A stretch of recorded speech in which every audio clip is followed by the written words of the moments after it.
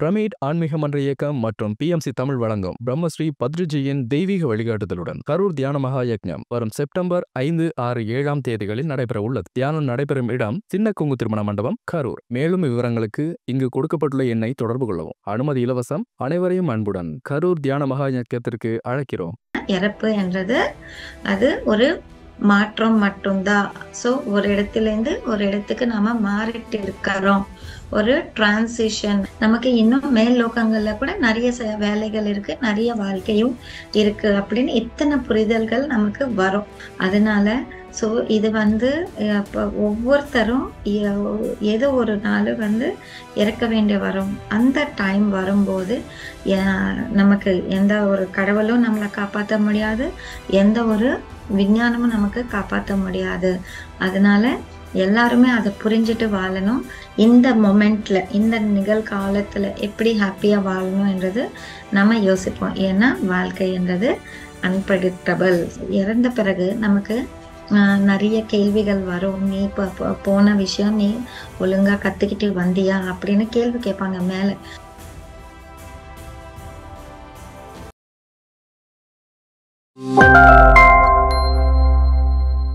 அனைவருக்கும் வணக்கம். PMC தமிழ் வழங்கும் 108 நாட்கள் 108 கருத்துக்கள் என்ற நிகழ்ச்சிக்கு உங்க அனைவரையும் அன்புடன் வரவேற்கிறோம். இன்னைக்கு நாம பார்க்க டாபிக் இறப்பு, மரணம் என்ற விஷயத்தின் மேல ஞானம். பிறக்கும் போதே நமக்கு தெரியும் ஏதோ ஒரு நாள் நாம இறக்க வேண்டியதுதான். அப்படின்னா இந்த உடலை விட்டு போக வேண்டியதுதான், இந்த பூமியை விட்டு போக வேண்டியதுதான். இருந்தாலும் நமக்கு அது மேல நிறைய பயங்கள் இருக்கும். அண்ட் அதை அக்செப்ட் பண்ண முடியாது. யாராவது நமக்கு பிடிச்சவங்க இறந்து போயிட்டா அந்த துக்கத்துல ரொம்ப நாள் நாம வாழ்ந்துட்டு இருப்போம். சோ அதனால இத பத்தி நாம புரிஞ்சுக்கிறது அது ரொம்ப ரொம்ப இம்பார்ட்டன்டான ஒரு விஷயம். இறப்பு என்றது அது ஒரு மாற்றம் மட்டும்தான். சோ ஒரு இடத்திலேருந்து ஒரு இடத்துக்கு நாம மாறிட்டு இருக்கிறோம்.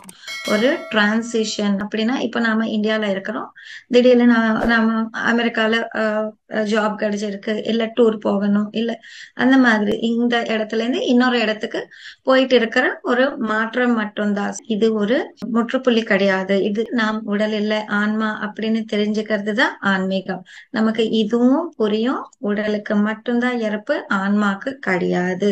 அதனால நம்ம கான்சியஸ்னஸ் என்றது எப்பவுமே வளர்ச்சி அடைந்துட்டே இருக்கும். அதனோட பயணம் தொடர்ந்துட்டே இருக்கும். அதுக்கப்புறமா நாம ஒரு ட்ரூத்துக்கு, சத்தியத்துக்கு கிட்ட நெருங்கிட்டு இருக்கிறோம். அப்படின்னா உயர்ந்த நிலைக்கு நாம போயிட்டு இருக்கிறோம். சோ எப்பாவது நம்ம வீட்டை விட்டு நாம தூரமா போனா திருப்பி நம்ம வீட்டுக்கு வரும்போது எவ்வளவு சந்தோஷம் இருக்கும். நம்ம எப்ப போலாமா நம்ம வெயிட் பண்ணிட்டே இருப்போம்.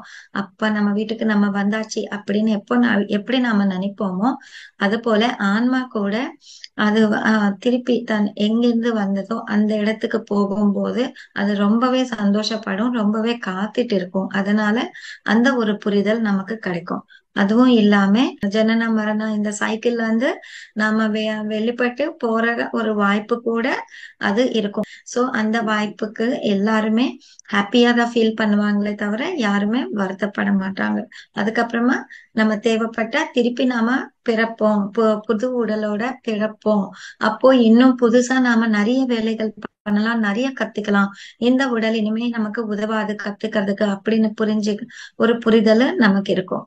அதுக்கப்புறமா இறந்த பிறகும் நமக்கு வாழ்க்கை இருக்கு. நமக்கு இன்னும் மேல் லோகங்கள்ல கூட நிறைய வேலைகள் இருக்கு, நிறைய வாழ்க்கையும் இருக்கு அப்படின்னு இத்தனை புரிதல்கள் நமக்கு வரும்.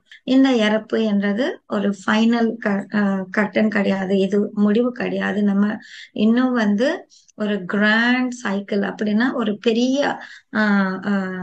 இது இருக்கு, நிறைய ஜென்மங்கள் எடுக்க வேண்டியது இருக்கும், நிறைய பாடங்கள் கத்துக்க வேண்டியது இருக்கு அப்படின்னு சொல்லிட்டு இந்த பெரிய பிக்சர் நம்மளால பார்க்க முடியும். டெத் மெடிடேஷன் என்றது ரொம்ப ரொம்ப இம்பார்ட்டன்ட் அப்படின்னு சொல்றாங்க புத்தர்.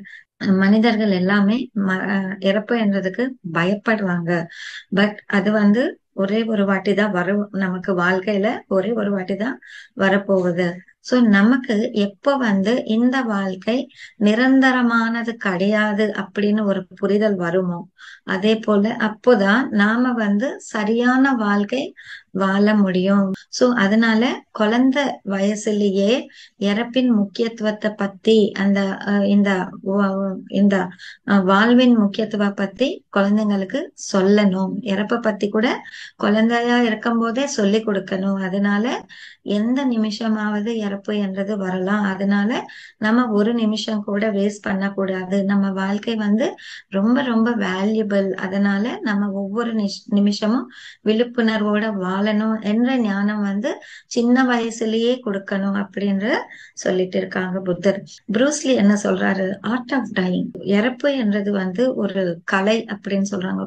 சோ இந்த உடலை விட்டு இந்த உயிர் போறதுக்கு முன்னாடி நமக்குள்ள இருக்கிற நான் அப்படி என்ற அந்த விஷயத்த நம்ம போக்கிக்கணும். சந்தோஷமான அனுபவங்களோட நாம இந்த உடலை விட்டு போகணும். யார் சொல்றாங்க? ப்ரூஸ்லி சொல்றாங்க. சோ ப்ரூஸ்லி ஒரு அற்புதமான ஒரு ஸ்பிரிச்சுவல் மாஸ்டர். அவர் எப்படி சாகணும் என்றதை நீங்க கத்துக்கணும்னா முதல்ல நீங்க அந்த நான் என்றதுல இருந்து விடுபடுங்க.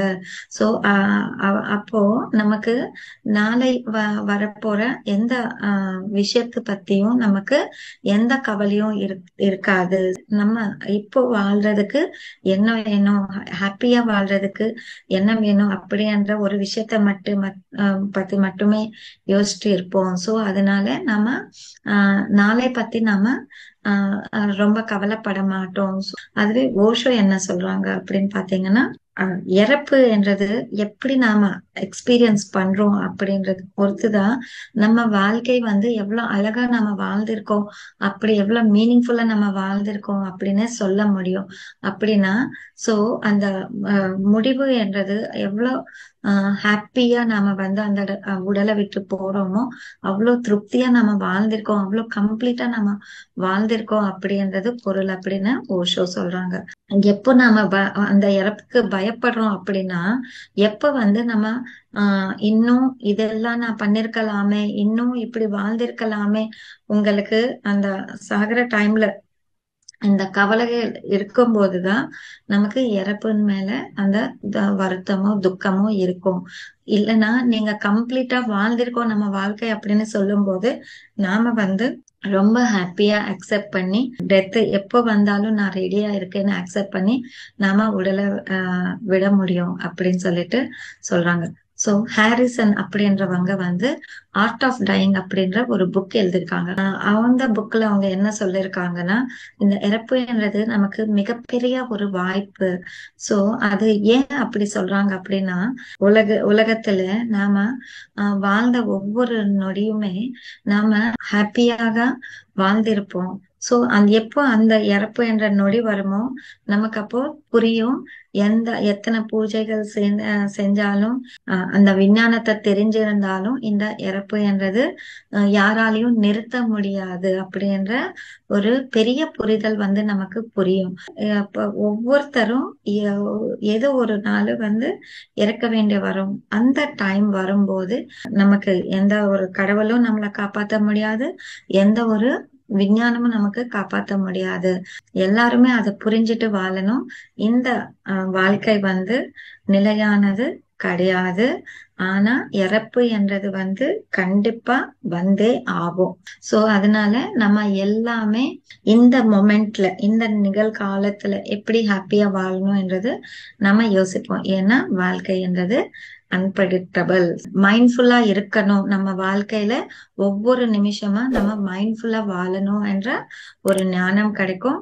நம்ம அழகாக வாழுவோம் அண்ட் அழகாக நாம மரணத்தையும் ஏத்துப்போம். நாம எப்பவுமே இந்த வாழ்க்கைய பத்தி நிறைய யோசிக்க தேவையில்லை. ஏன்னா அது தன் பாட்டுக்கு நடந்துட்டே இருக்கும். அந்த ஃப்ளோல நம்ம வாழ்ந்துட்டு போயிட்டே இருந்தா போதும். நாம எதை பத்தி நிறைய கத்துக்கணும் அப்படின்னா, இந்த வாழ்க்கைக்கு அப்புறமும் இருக்கிற வாழ்க்கைய பத்தி நாம தெரிஞ்சுக்கணும். சோ அது மேல நீங்க ஃபோக்கஸ் பண்ணுங்க. இறந்த பிறகு நமக்கு நிறைய கேள்விகள் வரும். நீ போன விஷயம் நீ ஒழுங்கா கத்துக்கிட்டு வந்தியா அப்படின்னு கேள்வி கேட்பாங்க மேல. அது அங்க பதில் சொல்றதுக்கு நீங்க ரெடி ஆகுங்க. ஆஃப்டர் லைஃப்ன்றது பத்தி தெரிஞ்சுக்கணும். எப்பவுமே வாழ்க்கை வந்து செலிப்ரேட் பண்ணிட்டே இருக்கணும், நம்ம கொண்டாடிட்டே இருக்கணும். இப்போ நாம இந்த இறப்பை கூட நாம கொண்டாடுவோம். சோ அதனால பத்ரிஜி உடல் விடும்போது கூட யாருக்குமே அழுக வரல. சோ நாங்க கேட்டுக்கிட்டுதான் இருக்கிறோமே தவிர அத எக்ஸ்பீரியன்ஸ் பண்ணது வந்து பத்ரிஜி பாடி வெக்கேட் பண்ணும் போதுதான் யாருக்குமே அழுக வரல. சோ நாங்க எல்லாருமே அவ்வளவு அழகா செலிப்ரேட் பண்ணோம். இறந்த பிறகு ஒரு கைடுன்றது நமக்கு எல்லாருக்குமே இருப்பாங்க. அவங்க வந்து முதல்ல கேட்பாங்க, எந்த காரணத்தை கொண்டு நீ போனியோ உடல் எடுத்து இந்த பூமிக்கு, அத நீ முடிச்சிட்டியா, நீ கத்துக்க வேண்டிய பாடங்கள் நீ கத்துக்கிட்டியா, சோ நீ வந்து யாருக்காவது 10 பேருக்கு தேவை தேவையானவங்களுக்கு உதவி செஞ்சியா, சாப்பாடு கொடு, 10 பேருக்கு சாப்பாடு கொடுத்தியா அப்படின்னு சொல்லிட்டு நிறைய கேள்விகள் கேட்பாங்க. சோ அதுக்கெல்லாம் பதில் சொல்றதுக்கு நாம ரெடி ஆகணும். சோ இறப்பு என்ற அந்த மொமெண்ட்ஸ் வந்து ரொம்ப முக்கியமானது. ஏன்னா எந்த உணர்ச்சிகளோட எண்ணங்களோட நாம உடலை விடுறோம், திருப்பி அதே உணர்ச்சிகளோட அதே எண்ணங்களோட நாம மறுபிறப்பு எடுக்க வேண்டியது வரும். அதனால நம்ம ரொம்ப கான்சியஸா இருக்கணும். சோ அந்த நேரத்துல மட்டும் நீங்க வந்து எனக்கு முக்தி வேணும், நான் கடவுளையே நினைச்சிட்டே இருப்பேன் அப்படின்னுட்டு நீங்க கடவுளை நினைச்சிட்டே இருப்பீங்க. ஆனா அந்த டெத்ன்ற சமயத்துல வந்து கண்டிப்பா கடவுள் கூட ஞாபகம் வராது. ஐயோ என் குழந்தைங்களை விட்டு போறேன்னா என் சொத்தை எல்லாம் இவங்களை எப்படி காப்பாத்துவாங்க அப்படின்னு சொல்லிட்டு இந்த மாதிரி எண்ணங்கள் தான் வரும். ஏன்னா வாழ்நாள் முழுவதும் அந்த எண்ணங்கள்ல தான் வந்து இருக்கும். அதனால நிறைய பயிற்சி செய்யணும் நாம. சோ நம்ம எல்லா பந்தங்களை வந்து விட்டுடணும். அட்டாச்மெண்ட்ல நாம வந்து வாழணும். நம்ம வாழும் போதே அப்படி வாழ்ந்துட்டே இருந்தா கடைசி காலத்துல கண்டிப்பா நம்ம அந்த அன்பு கருணையோட நாம உடலை விடும்போது திருப்பி அந்த மாதிரியான ஒரு பிறப்புன்றது நமக்கு கிடைக்கும். எந்த ஒரு வருத்தமும் இல்லாம சாகணும்னா நாம சில அட்டாச்மெண்ட்ஸ்ல இருந்து வெளியே வரணும். அந்த அட்டாச்மெண்ட்ஸ்ல இருந்து என்னென்ன அட்டாச்மெண்ட்ஸ்ல இருந்து நம்ம வெளியே வரணும் அப்படின்னு பாத்தீங்கன்னா, ஏன்னா நம்ம ஆன்மா வந்து எப்பவுமே இந்த பந்தங்களுக்கு வந்து ஒட்டி இருக்கும். சோ ஆன்மா எப்பவுமே லேசாக இருக்கும். ஆனா நாம வந்து இந்த பிறந்த பிறகு இத்தனை பந்தங்களை நாம உருவாக்கிட்டு அந்த ஆன்மாவை வந்து பலு ஆக்கி விடுவோம்.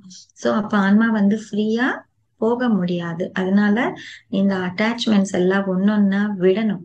சோ 3 வகையான அட்டாச்மெண்ட்ஸ் வந்து நமக்கு இருக்கும். ஃபர்ஸ்ட் வந்து இது சொத்து சுகம் அப்படின்னு சொல்லிட்டு நிறைய நகை நற்று அப்படின்னு சொல்லி அட்டாச்மெண்ட் இருக்கும்.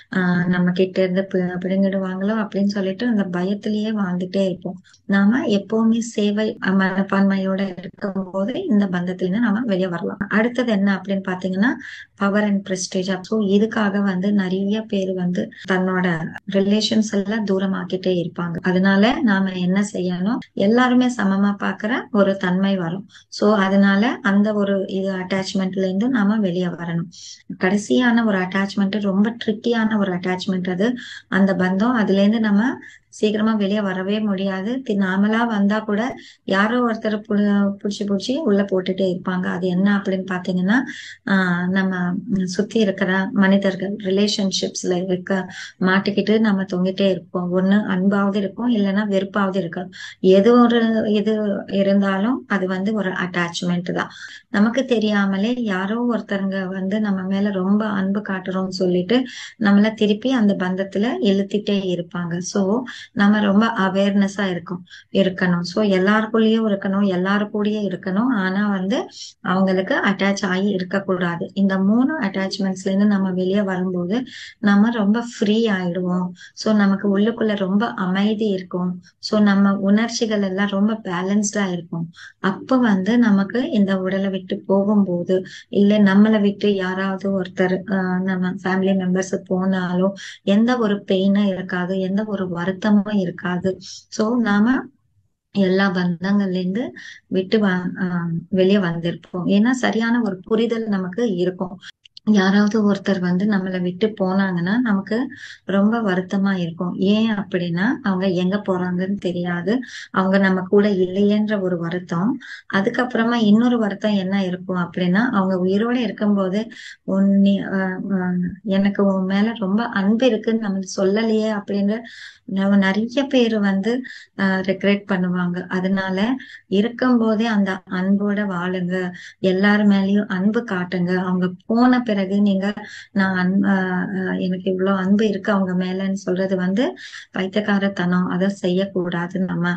நாம எப்போ இது ரியலைஸ் பண்ணுவோமோ அப்போ நாம ஃப்ரீ ஆயிடுவோம். அந்த ஆன்மா ரொம்ப ஃப்ரீ ஆயிடும். எங்க போகணுமோ அங்க போகும். எந்த அட்டாச்மெண்ட்டும் இல்லாத போது மட்டும்தான் நமக்கு இந்த உடலை விட்டு போன பிறகு ஒரு வெளிச்சம் என்றது தெரியும். எங்க போகணும் என்ற வழி தெரியும். மாஸ்டர்ஸ் தெரியுவாங்க. ஒருவேளை நம்ம இதுல எல்லாம் மாட்டிக்கிட்டு இருந்தா நமக்கு மாஸ்டர்ஸ் உதவ மாட்டாங்க.